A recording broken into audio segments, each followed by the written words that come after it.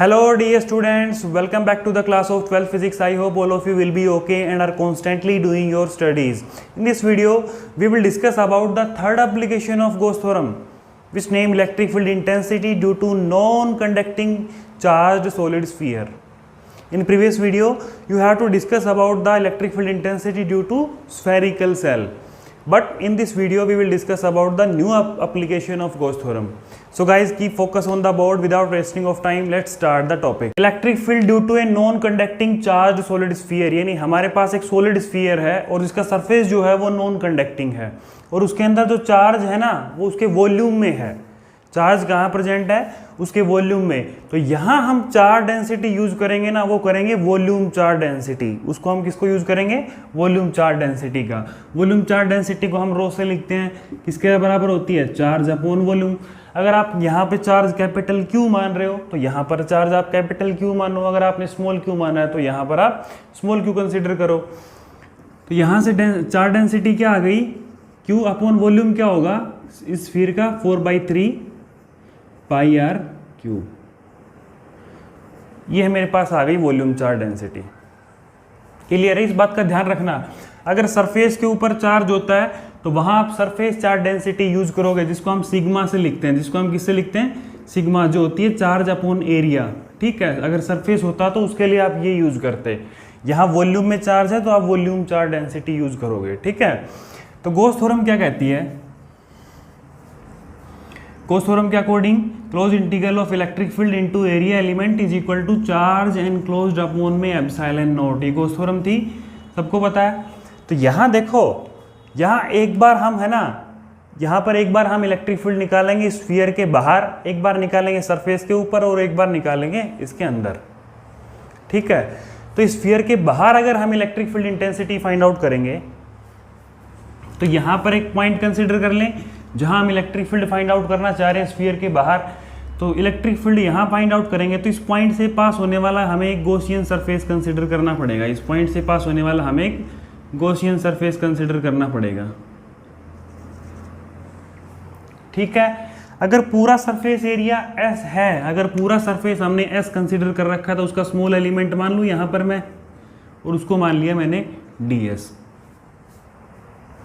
और इस P point को मैं, इस P पॉइंट से लेकर इस सेंटर तक की जो रेडियस मान ली वो मान ली मैंने स्मॉल r, वो मान ली मैंने स्मॉल r. तो यहाँ देखो इस एरिया एलिमेंट की डायरेक्शन कहाँ होती है? बिल्कुल उसके परपेंडिकुलर, बिल्कुल सरफेस के परपेंडिकुलर. और पॉजिटिव चार्ज है, पॉजिटिव चार्ज से इलेक्ट्रिक फील्ड कहाँ होती है? बाहर की तरफ. इलेक्ट्रिक फील्ड कहाँ होगी? बाहर की तरफ. तो जिस डायरेक्शन में एरिया की डायरेक्शन है उसी डायरेक्शन में इलेक्ट्रिक फील्ड है ना. दोनों की डायरेक्शन सेम है. तो हमारा जो पहला केस है वो है आउटसाइड द स्फीयर, यानी हम जो इलेक्ट्रिक फील्ड फाइंड आउट कर रहे हो किसकी वजह से कर रहे हैं? स्फीयर के बाहर. बाहर है तो इसका मतलब कौन सा केस है? स्मॉल आर जो है ना वो बड़ी है इस कैपिटल आर से, यानी स्मॉल आर जो है वो ग्रेटर देन है कैपिटल आर से. तो यहां देखो डॉट प्रोडक्ट को हटाओ. डॉट प्रोडक्ट को हटाने के लिए हम किसका यूज करते हैं? कोस थीटा का. किसके बराबर होगा? Q upon epsilon naught. ये जो थीटा है ना एंगल है वो किसके बीच का है? इलेक्ट्रिक फील्ड का और एरिया एलिमेंट के बीच का एंगल है. तो इलेक्ट्रिक फील्ड और एरिया, इलेक्ट्रिक फील्ड की डायरेक्शन ये है, एरिया एलिमेंट की डायरेक्शन भी ये है. तो थीटा कितना होगा दोनों के बीच में? 0 डिग्री. थीटा कितना होगा? 0 डिग्री. तो कोस 0 कितना होगा? 1. तो यहाँ पे हम डायरेक्ट ये लिख सकते हैं E D S is equal to Q upon epsilon naught. Electric field को मैं बाहर लिख लूँ क्यू अपॉन एप्सिलॉन नॉट. यहाँ से इंटीग्रेशन से डिफरेंशिएशन कैंसिल हो गया तो मेरे पास electric field into surface area कितना होता है स्फीयर का? 4 pi r square is equal to Q upon epsilon naught. तो इलेक्ट्रिक फील्ड क्या आ गई? Q upon 4 pi epsilon naught. 4 pi r square को नीचे भेज दूं, ये मेरे पास इलेक्ट्रिक फील्ड आ गई outside the sphere. Equation number first consider कर लो भाई, इसको इक्वेशन नंबर फर्स्ट कंसिडर कर लो. ठीक है, अगर मुझे यही P पॉइंट में सरफेस के ऊपर लेकर आ जाऊं, अगर इसी P पॉइंट को मैं कहां लेकर आ जाऊं? इस सरफेस के ऊपर लेकर आ जाऊं तो क्या होगा वो देखो.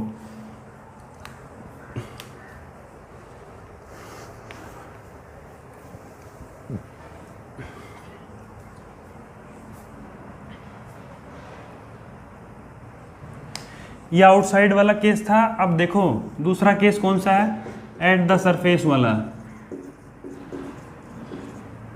सरफेस के ऊपर अगर मैं पी पॉइंट को लेकर आ जाता हूँ, यहाँ लेकर आ जाता हूँ, तो स्मॉल आर जो है वो कैपिटल आर के बराबर है। ध्यान से देखो, अगर सरफेस के ऊपर मैं लेकर आ रहा हूँ तो यहाँ पर ये सिस्टम में हटा दूँ,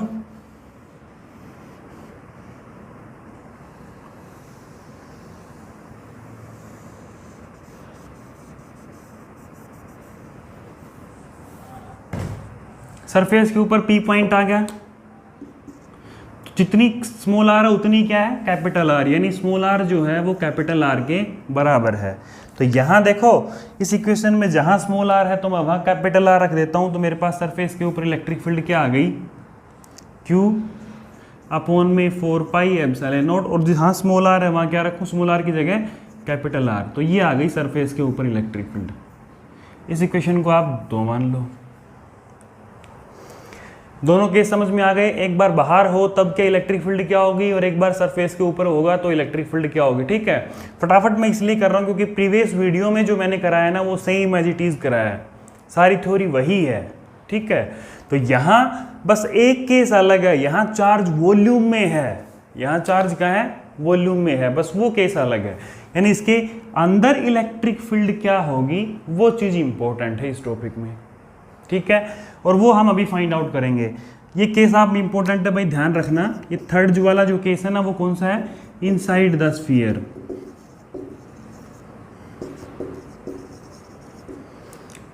स्फीयर के अंदर, यानी अब की बार है ना, इस पी पॉइंट को मैं कहाँ से ले आऊँ, यहाँ से उठा के कहाँ ले आऊँ, अंदर लिया है, यहाँ लिया है। अब की बार इस पी पॉइंट को मैं उठा के अंदर लिया है यहाँ पर। तो पी पॉइंट से पास होने वाला सबसे पहले क्या कंसिडर करना पड़ेगा, एक गॉसियन सरफेस। पी पॉइंट से पास होने वाला एक गॉसियन, यानी हमें हमेशा एक क्लोज्ड सरफेस कंसिडर करना पड़ता है।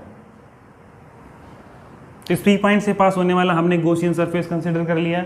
तो यहाँ देखो, यहाँ पी पॉइंट से लेकर इस ओरिजिन तक की डिस्टेंस कितनी हो गई, स्मॉल आर, हमने मानी थी ना स्मॉल आर। तो देखो अब स्मॉल आर और छोटी हो गई कैपिटल आर के मुकाबले। तो इस केस में है ना स्मॉल आर जो है वो लेस देन रहेगी कैपिटल आर से। तो यहाँ इलेक्ट्रिक फील्ड इंटेंसिटी आप फाइंड आउट करोगे, वो कैसे करोगे, पहली बात तो गॉस थ्योरम अप्लाई करो। अप्लाई कर दी, तो यहाँ से इलेक्ट्रिक फील्ड अगर आप फाइंड आउट करोगे तो डॉट को हटाओगे तो कोस थीटा यूज करोगे, और वहीं पॉजिटिव चार्ज से इलेक्ट्रिक फील्ड बाहर होगी। इस यहाँ पे अगर स्मॉल सरफेस मानोगे तो उसका एलिमेंट बाहर होगा, थीटा 0 हो जाएगा दोनों के बीच का, थीटा 0, तो कोस 0 1 होता है, तो खाली EDS बच जाएगा। तो इसको मैं ऐसे लिख दूँ, ठीक है। अब देखो यहाँ पे मेन चीज़ क्या है,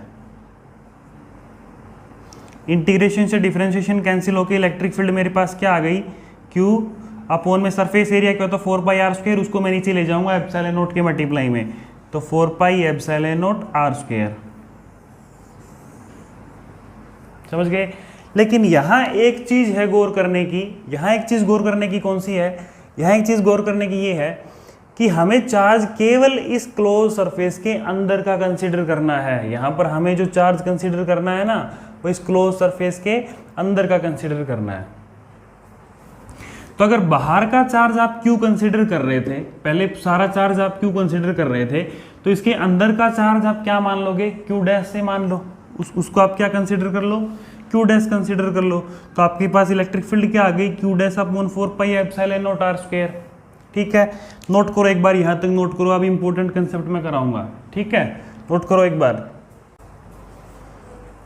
नोट हो गया। तो अब देखो इसका इंपॉर्टेंट कंसेप्ट क्या है, इसके अंदर का चार्ज हमें कंसीडर करना है, बस इस क्लोज सरफेस के अंदर का, बस इस क्लोज सरफेस के अंदर का चार्ज हमें मानना है, और अंदर का चार्ज हमने क्या माना है, क्यू डैश। ठीक है, तो यहाँ पर हमें पता है कि वॉल्यूम चार्ज डेंसिटी क्या होती है, volume charge density charge upon volume. तो इस सरफेस के अंदर की वॉल्यूम चार्ज डेंसिटी हो गई, वहां चार्ज क्यू डैश था। देखो इस क्लोज सरफेस के अंदर की वॉल्यूम चार्ज डेंसिटी क्या हो गई, rho is equal to q dash upon 4/3 pi are cube, क्योंकि डिस्टेंस भी कितनी है स्मॉल आर, तो स्मॉल आर के क्यूब, और इसके अंदर का चार्ज भी हमने क्या माना है, क्यू डैश कंसिडर किया है। तो यहां से क्यू डैश की वैल्यू आप फाइंड आउट करो। यहाँ से आप किसकी वैल्यू फाइंड आउट करोगे, यहाँ से आप एक बार क्यू डैश की वैल्यू फाइंड आउट करो, तो आपके पास क्या आ गई, rho into 4/3 pi are cube, ये आ गई। तो इस क्यू डैश की वैल्यू कहाँ रखोगे, यहाँ पर रख दो इस इक्वेशन में, इक्वेशन नंबर 3 मान लो इसको, है ना। तो इलेक्ट्रिक फील्ड क्या आ गई, क्यू डैश की जगह क्या रखोगे, ये वाली value, rho 4/3 pi are cube upon में 4 pi epsilon naught R square. तो 4 पाई से 4 पाई कैंसिल, है ना, यहाँ से आर स्क्वायर से आर क्यूब कैंसिल, तो खाली आर रह जाएगा। उसके अलावा यहाँ क्या बचा, रो, ऊपर तो बचा है भाई रो, और आर अपॉन में नीचे क्या बचा है, 3 नीचे आ जाएगा ना, तो 3 और नीचे है एप्सिलॉन नॉट। तो मेरे पास इलेक्ट्रिक फील्ड क्या बची, आर रो अपॉन में 3 एप्सिलॉन नॉट। इसको ध्यान रखो भाई, electric field inside the close surface या फिर inside the solid sphere, electric field क्या रहेगी, r rho upon 3 epsilon naught. गौर करो, यहाँ इलेक्ट्रिक फील्ड जो है ना वो डिस्टेंस के डायरेक्टली प्रोपोर्शनल है, बस ये चीज़ नोट करनी है आपको। और यहाँ इलेक्ट्रिक फील्ड देखो, यहाँ इस वाले केस में देखो, इलेक्ट्रिक फील्ड जो है ना वो आर स्क्वायर के इनवर्सली प्रोपोर्शनल है, ठीक है। तो अगर हम ग्राफिकली कंसिडर करें, यहाँ देख लो, यहाँ अगर मैं ग्राफ कंसिडर करूं, यहाँ देख लो भाई एक बार, है ना, यहाँ पर देखो ग्राफिकली मैं कंसिडर करता हूँ, तो अगर इस ओरिजिन से लेकर यहाँ तक की डिस्टेंस r है, r जो है वो कैपिटल R के बराबर है, r जो हो किसके बराबर है, कैपिटल R के बराबर है।